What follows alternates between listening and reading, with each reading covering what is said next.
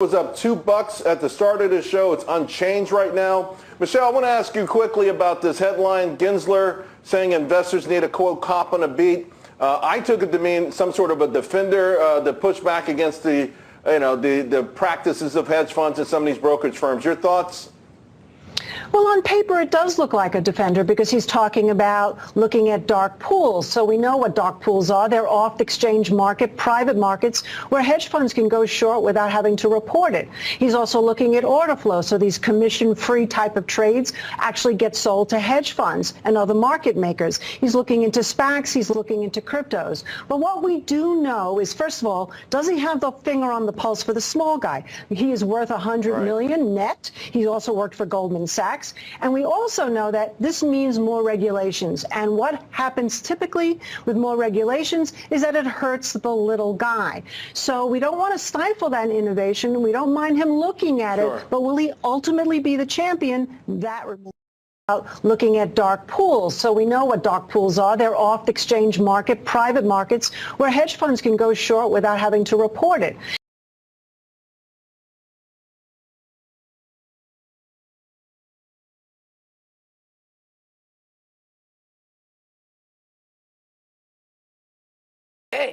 Ve por la paellera, venga, que las 2 de la tarde ya están aquí. Miren, bañador, en las chanclas, todo despeinado porque no me dio tiempo nada ponerme las chanclas y el bañador. Voy a la playa, había subido la marea.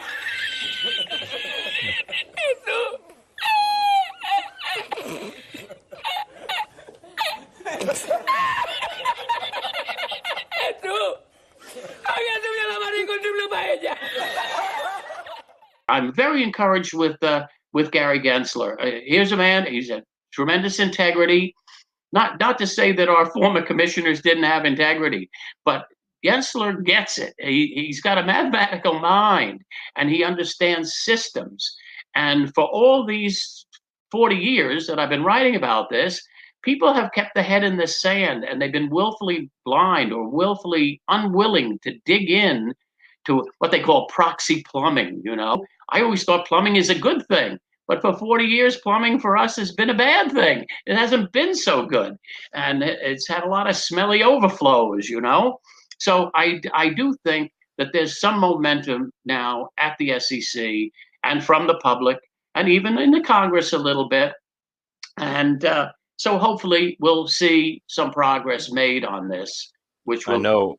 I know that you were talking about the significance and that he was pushing for a lot of this reformation back in 2008 as well. So he's been kind of championing this cause for quite some time. And that encouraged me when I heard him in the committee meeting just recently. It seemed like he was nailing these on the head. And the difference between what we've had versus what we need is that action. This legislation would require due diligence on the part of the CEO, would require that CEO to, on an annual basis, certify that the CEO has performed a reasonable due diligence in ensuring that the market maker has not traded ahead, and have some liability when this occurs. This is something that we cannot allow to continue as simply a pat on the back to a certain extent. Some would say a slap on the wrist, but we have to do something about it. I think this legislation addresses it, and I'll look forward to working with persons who are going to push this legislation to see if we can get it done. And I'll yield back, Madam Chair. Chairman Gensler, some people believe the current short selling practices drive down share prices below fundamentals. What does your experience tell you, and what should we or could we do about it? I thank you for asking that question. Short sellings have been part of a market structure for many decades, in fact, even before the securities laws. And economists have many studies, and there have been many debates on short selling and long. Your question is could it move something to something other than fundamentals? Long buying can also move something to something other than fundamentals. And so it's not really that. Our remit at the SEC is to ensure that the markets are fair, orderly, and efficient. They're free of fraud, manipulation.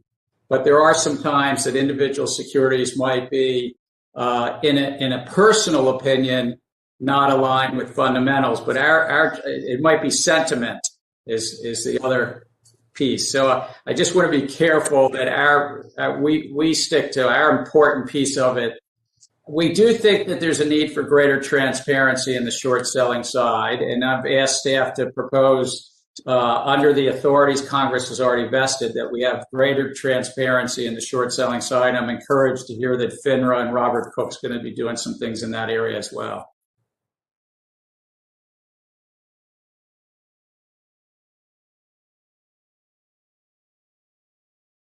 It's time, we need a good plumber. We never had a good plumber. And we actually did have most of our regulators, in my opinion.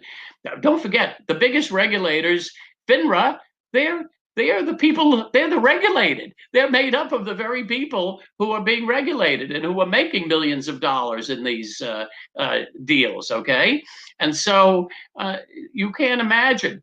I tried to explain it to them. They shut their ears. They're like willfully deaf, dumb, and blind to all this. So we need somebody who says, and I think this problem has become big enough that you can't ignore it. Talk about the elephant in the room. This is it. And you can't ignore this elephant anymore.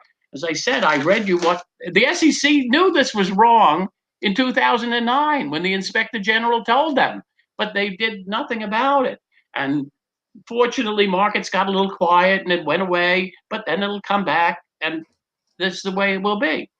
So, in any event, I thought I had asked you, make sure that I get my points across, which is how do we solve this? Okay, we need to figure out how to solve this, and the first thing is there needs to be a pre-reconciliation. People should never get a proxy unless they really are holders in due course, and people who are not should not be. It's getting to where this community is growing so big that we're just a handshake away from Gary Gensler. I mean, we have the data, we have the numbers. This is what the people are wanting, or these answers. We're putting forth the evidence that this is happening. We have the experts like you and Dr. T. They're in the field, and Wes Christian. So I'm glad to see that you're excited about it, because I really do think that this is the time for change on this. Porque estaba la paellera agarrada, metida entre las piedras de Chipiona, del faro. Y cuando entro en el restaurante me ve el cocinero con una paellera y a ver la vende paellera.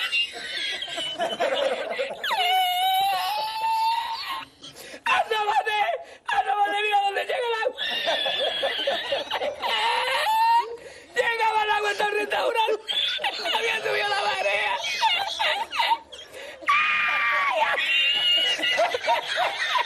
¿Y tú? ¡Hay que hacer ahora! Con los dos sacos de arroz.